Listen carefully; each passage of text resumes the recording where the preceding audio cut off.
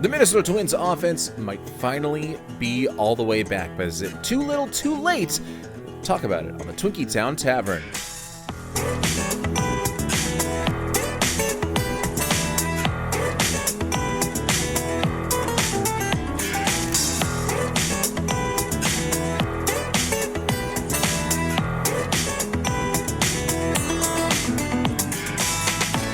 Hello and welcome to the Twinkie Town Tavern. Here, the beer is cold, the Twins talk is hot, and the stools, well, they're always open. I'm your host, Josh Kolojeski, inviting you to grab a drink, pull up a chair, and let's talk about the Twins winning their rubber match and winning their series against the Baltimore Orioles on Wednesday. The Minnesota Twins needed a ton of offense to take their sixth straight home series on Wednesday, and they got just that. Zebby Matthews struggled early on, giving up a run on a Jackson Holiday groundout after letting the first two batters of the game reach base. The Twins, however, got the run right back when Josh Bell drove in Trevor Larnach with an RBI single, but Matthews surrendered a three-run home run to Dylan Beavers to dig Minnesota into a 4-1 hole in the top of the third. However, the resilient Twins responded right away once again. Royce Lewis doubles, Josh Bell singles, Cody Clemens drives in a run with the single, Brooks Lee adds another single to load the bases before Luke Keeschel hits a sacrifice fly. Twins now within one, and then Victor Carantini, RBI single, Alan Roden, RBI double. They each drive in runs with base hits to cap a 4-run frame that put the Twins up for good. Zebby Matthews settles in from there to put himself in line for the win with 5 innings of work, while the Twins add on with RBIs from Trevor Larnach and Royce Lewis in the bottom of the 5th. Baltimore does get a run back in the 9th, but Yoendris Gomez locks up the rest of the O's lineup that inning to earn the save. Minnesota gets a 7-5 win. The Twins are in second place in the AL Central, just 3.5 games behind the White Sox, and they're only a half game behind Texas for the final AL wildcard spot. Let's get into it. Thanks for joining us here on the Twinkie Town Tavern. We're a part of the Grey Duck Sports Network. Please give us a follow, a like, a rating, comments on all of our social media platforms. We are on Twitter and YouTube at Grey Duck Sports, and then on TikTok at grey.duck.sports. There you'll find all of our podcast episodes, clips from all of our podcast episodes, as well as different series of shorts that we are doing about the history of Minnesota sports. And if you're a Twins fan, we've got some 2002 Twins stuff that we are still working through live on the site right now. You can give us a follow, give us a like. It certainly means a lot. Again, trying to build a pretty fun little Minnesota sports niche here on the Grey Duck Sports Network. We are at Grey Duck Sports again on Twitter and YouTube, and at grey.duck.sports over on TikTok. Well, the Twins offense finally is back. 14 hits against the Baltimore Orioles, 7 runs. They get into an early hole, and it just did not matter. Base hit after base hit, especially in that third inning.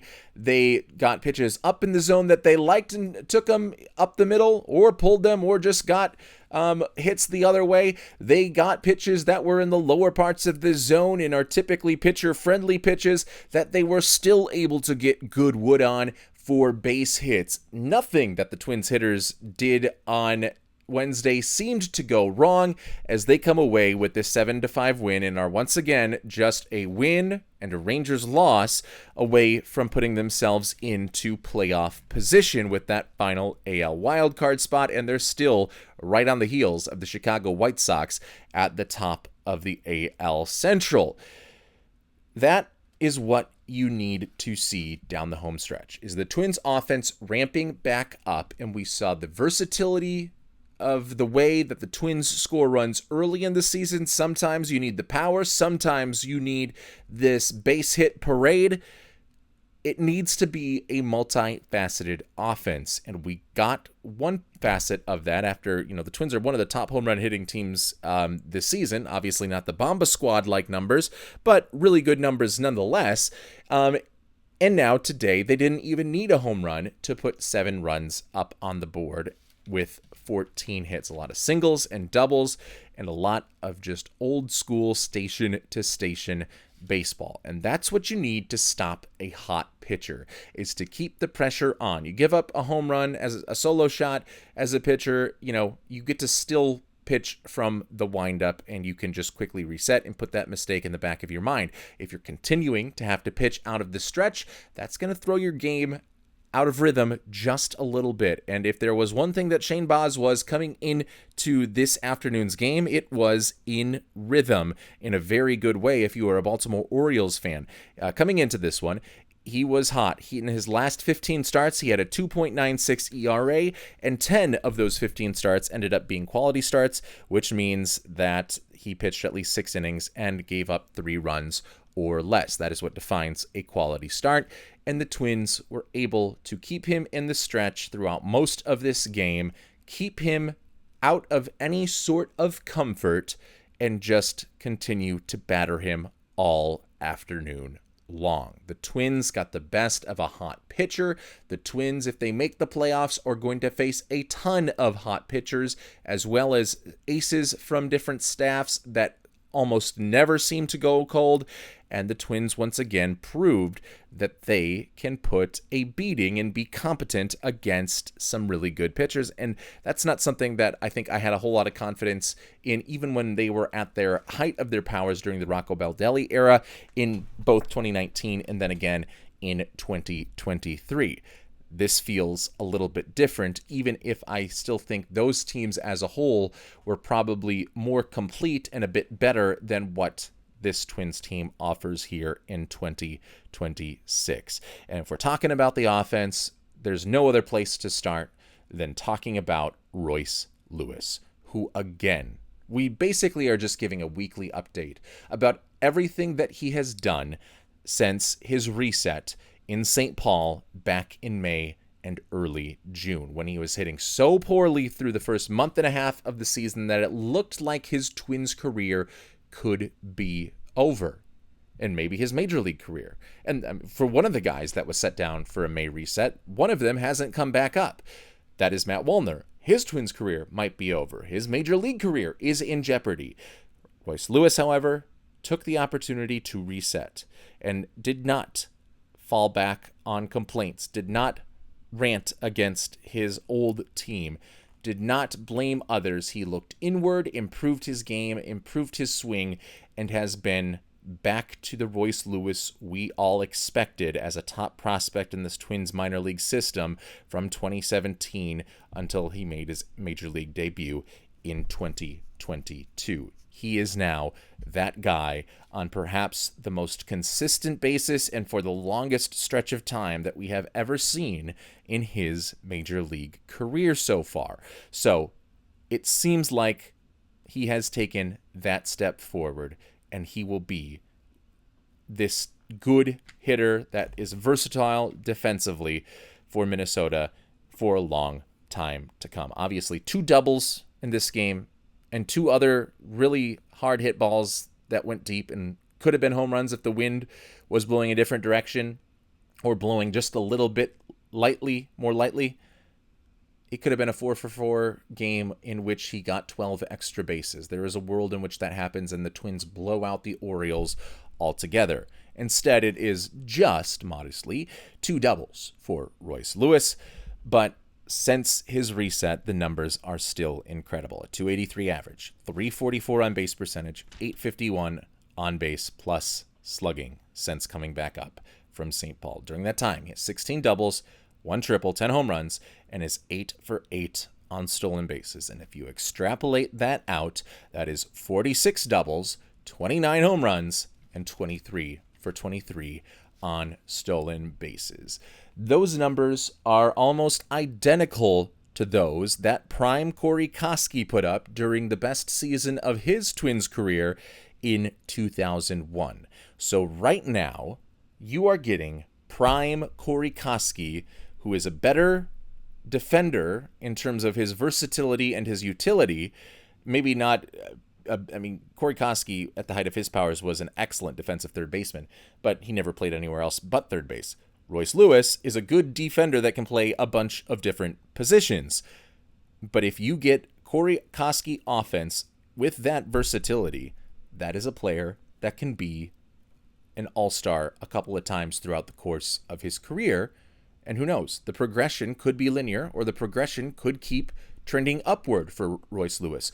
Just because he has consistently been prime Kolojeski for half of the season now, for almost 70 games, does not mean that he's not going to get any better. He still could get even better if he continues to keep his mind right and keep his focus on the game and not on the quotes about never slumping ever in his career in the post-game clubhouse scrums.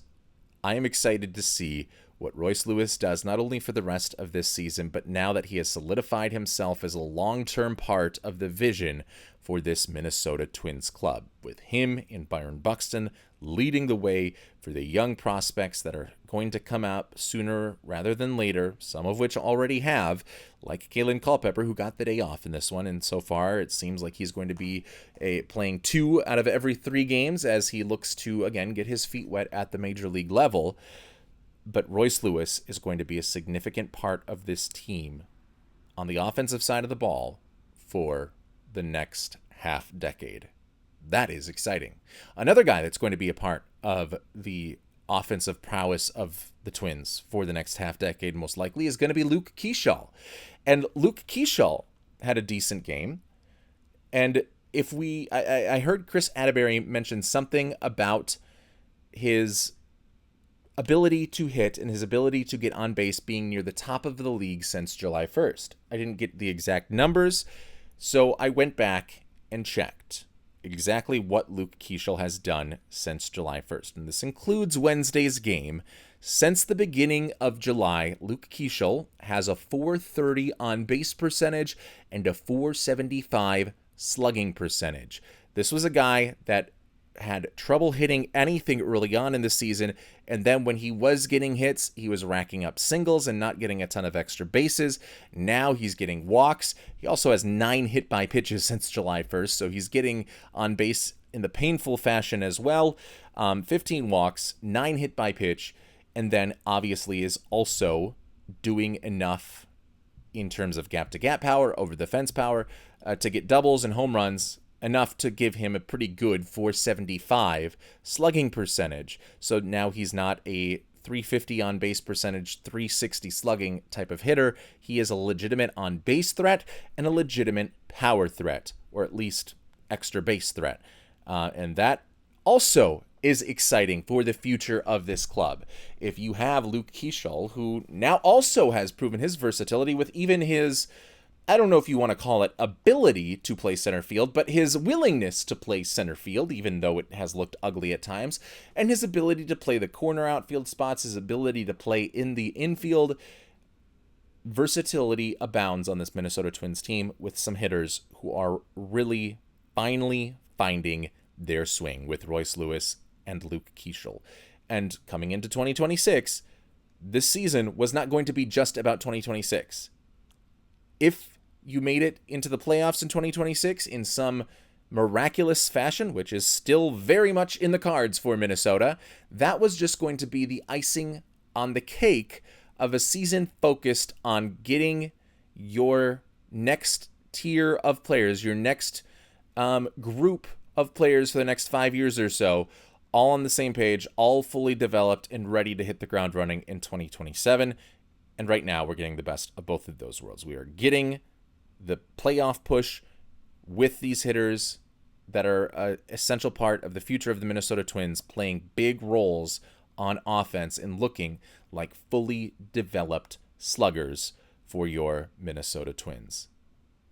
2 birds, 1 stone, the offense being propelled by a couple of young guys in Royce Lewis and Luke Keeschall. And then I should also say that either I was completely wrong yesterday on my rant about the black hole that is the corner outfielders, or I motivated Alan Roden and Trevor Larnach, who obviously must listen to the Twinkie Town Tavern. I mean, who doesn't? We sometimes get double-digit views on our YouTube page, which, by the way, again, follow us at Grey Duck Sports. Let's get those view counts up so that I can continue to do this, and hopefully if you enjoy the content, you can continue to hear it on a daily basis, 5 times a week during the regular season. Just a quick extra plug there for this show, if you like it.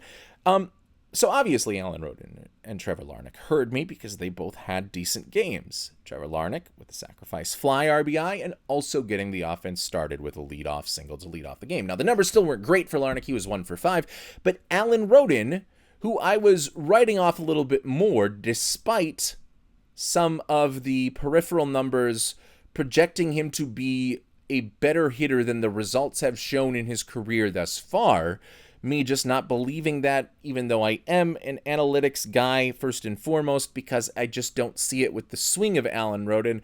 Well, mea culpa, Alan Roden's swing is fine. 3 hits today, a double, RBI, both of those guys, Larnach and Roden, both score a run. The corner outfield spot, maybe I telegraphed their demise a bit too prematurely. That's not to say I don't want to see Walker Jenkins and Emma Rodriguez up. I still think this offense eventually will look better with Walker Jenkins instead of Trevor Larnach and with Emma Rodriguez instead of Alan Roden. But one, you don't even need to get Alan Roden off the team because he has plenty of options and is under team control for a while. Trevor Larnach is still under team control for the 2027 campaign. I think is his final year of arbitration. But you still have those guys, at least right now, you have them being capable, at least in a 1-game sample size, being capable of holding down the spot that they have and not being a complete black hole offensively every single game. And those guys weren't the only contributors. The guys that we've mentioned, the Royce Lewises, the Luke Keishels, the corner outfielders who have decided to completely redeem themselves here a day after having a poor game and really a full month of woes offensively for both Roden and Larnach. They redeemed themselves. Keichel and Lewis continue to do what they have since July and June. But really, it was a total team effort with 14 hits. At one point, they were 7 of 14 with runners in scoring position. And 7 of the 9 hitters that started today's game were able to drive in a run. Every one of them drove in just one. It was a shared effort to lift this lineup up when they very easily could have stuck their tail between their legs after going down 4-1, and Zebby Matthews looking like he would have a game similar to Bailey Ober. In many ways, he did have a game similar to Bailey Ober, but the Twins just this time were able to be more resilient, fight back from that deficit, and get their offense back fully up to speed. Still the top scoring offense in the American League this season, by the way. But let's talk about Zebby Matthews, because it was a rough outing for the young right-hander, whose time as a Twins starting pitcher might be getting shorter and shorter. I think he could be a good bullpen arm, but there was a lot of promise for him as a good stuff, not elite stuff, but good stuff, good command, good control sort of pitcher. His control is there. His stuff is still decent. The command has waned significantly since the peak of his minor league powers. He has just not been able to establish his pitches and execute them and put them in the right spots against major league hitters, and they've been able to take full advantage. And gets a walk early on, and granted, the next hit by Pete Alonso had a couple of lucky hits in this that were just those fluky ones that go right up the middle, where it's a ground ball hit a foot over to the left, and it is just as easily a ground out, and you'd think nothing of it throughout the rest of your major league career. But today, those were base hits. The guys were not positioned where, not even necessarily where they needed to be, but they weren't positioned where the ball ended up going. And if they were, that is something that changes the line on Zebby Matthews. But he did give up some hard contact in that third inning, especially on the home run to Dylan Beavers. Now, he didn't give up 3 home runs like Bailey Ober gave up during the Tuesday game, but he gave up some loud contact. But again, then decided that it was time to buckle down and face the minimum through his final 2 innings of work. So not like a big sample size after the big 3-run third that he gave up and surrendered and allowed Baltimore to take the lead on. Only 2 innings after that, but he was able to get the shutdown inning after the Twins scored 4 runs in the bottom of the third to render the 3-run inning by the Orioles at the top in the top half of the inning, basically ineffective. Zebby Matthews from there said, "Thank you very much. I will take that, and I will do my part now for the final 2 innings of this start." So it wasn't awful all the way around because he was able to settle in, but also Bailey Ober was able to settle in after the first 3 innings on Tuesday, but at that time the damage had already been done. The good news with Zebby Matthews is there is much more upside. He does need to be better. His command specifically needs to be better. If you gave Bailey Ober Zebby Matthews pitches, typically Bailey Ober's command is one of his strongest points, and it has been what has allowed him to be an effective major league pitcher throughout the course of his career. Because he's never had the greatest stuff, it's been a lot of reliance on command and late movement and weak contact. If you gave Ober Matthews' stuff, or you gave Matthews Ober's command, you have a pretty good number 2, number 3 pitcher. But right now, they're a pair of number 5 pitchers, if that, currently muddying the waters in the Minnesota Twins rotation and maybe anchoring the team just a little bit as they try to get closer and closer to an AL wildcard spot and hopefully an AL Central title instead of an AL wildcard spot if they can catch the Chicago White Sox, which is very much in the realm of possibility. But in order for Zebby, I think, to be most effective, that slider and cutter need to go. The break horizontally non-existent on either of those pitches, and it doesn't have the overemphasized drop that the curveball that he throws has. If he can go fastball, changeup, curveball, he doesn't use his sinker a ton, but it has some run on it. Maybe you could feature that a little bit more. But if you go fastball, changeup, curveball, I think that should be enough for Zebby Matthews. And typically, you're always going to encourage your starting pitchers to have a good mix of pitches if they're all major league capable pitches. And the slider is not a non-major league capable pitch. I just think it's a bad major league capable pitch. Same with the cutter. And he mixes them well. Matthews mixes them well. Most of them over 10%. The sinker, again, doesn't get used too often. But I think for the case of Zebby Matthews, it is time to trim some of the fat and rely fastball, curveball, changeup. Breaking ball to same-handed hitters, changeup to opposite-handed hitters, and you can throw in that sinker every once in a while as well, or even up the rate on it if you really do want to have a big, nice 4-pitch mixed repertoire once you get rid of the cutter and the slider. But I think the cutter and the slider have to go in order for Zebby Matthews if he wants to continue his career. Obviously, if you go to the bullpen, it's probably just going to be 2 of those pitches or maybe all 3 of those pitches. But if you want to continue to be a starting pitcher at the major league level, I don't think you can do it with the slider and cutter that Matthews has being used as frequently as Matthews uses them. I think that is something that could be holding him back. That doesn't mean if he gets rid of them, he's going to all of a sudden turn into an ace, but I would like to see what the effects of him cutting loose those pitches would be for both his numbers and then the effects, obviously, on the Minnesota Twins season. But mostly what the Zebby Matthews outing shows us is that Joe Ryan is desperately needed back in the Minnesota Twins rotation. Joe Ryan, a guy that has like a 35% whiff rate. Zebby Matthews, a guy today, had a 10.8% whiff rate. The stuff that he has, with that, he has no business only having a 10.8% whiff rate. He has swing and miss capabilities, but he's not able to put it in a spot where batters are going to be enticed to chase or just miss the pitches altogether. The command is lacking, which is rendering his above-average stuff ineffective. Joe Ryan has the similar sort of mold as Zebby Matthews. Very good stuff. Obviously, Ryan heavily reliant on the fastball, more so, and Matthews likes to diversify his repertoire on a game-to-game basis, essentially. But Joe Ryan has command of his pitches, or at least in the first half of seasons, he has command of his pitches. And hopefully when he comes back from the injured list, he gets back to that command and turns into the all-star pitcher that he was in the first half of this year, the first half of last year, basically the first half of every single one of his major league campaigns, because I don't think Zebby Matthews can cut it as a starting pitcher at the major league level.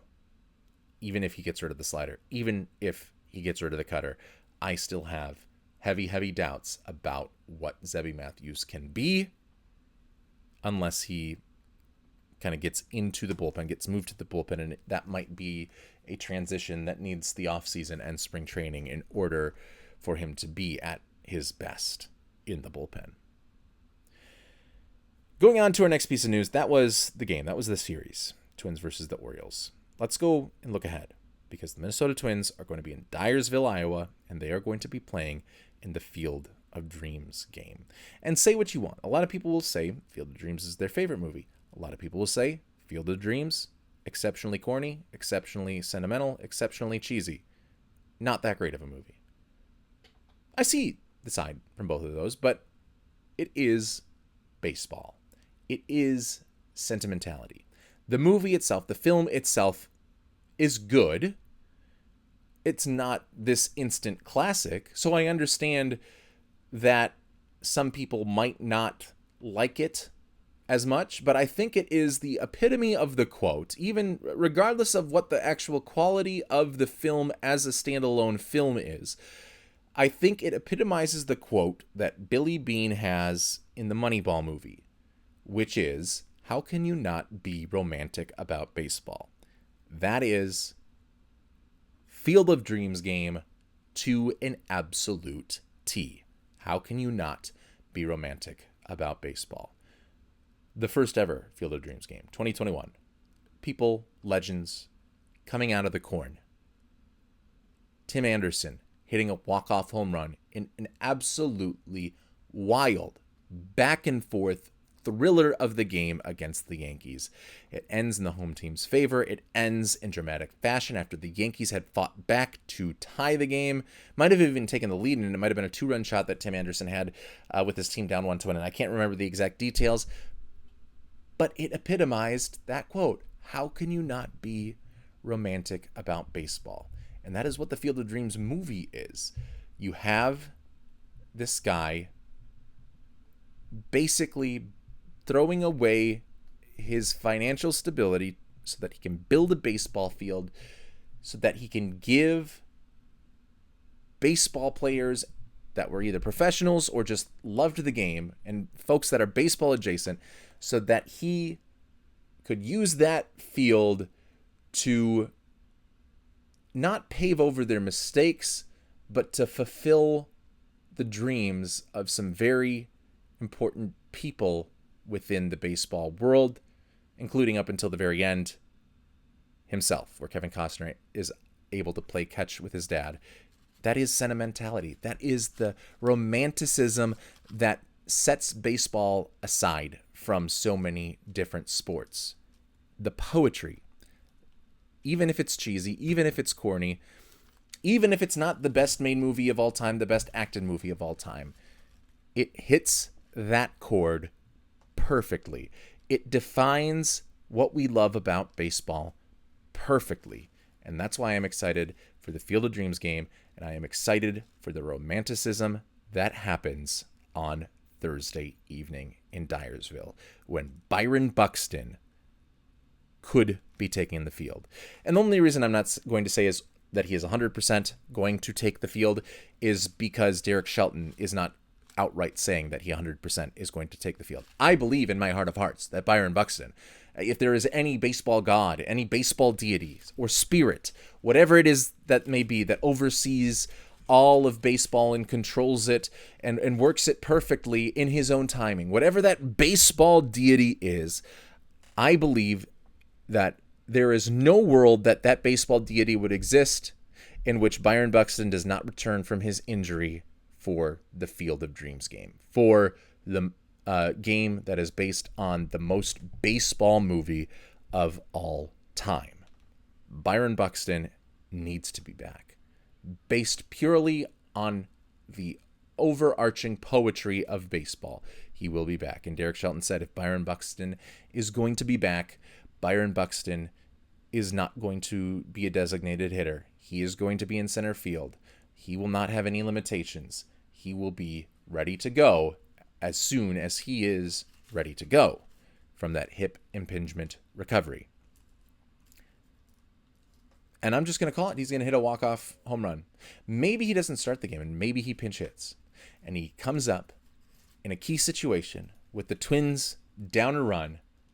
And in classic, how can you not be romantic about baseball? The player whose career has been filled with so much promise, has been marred at times by injuries, although it looks like he's put that more in the rearview mirror in recent years.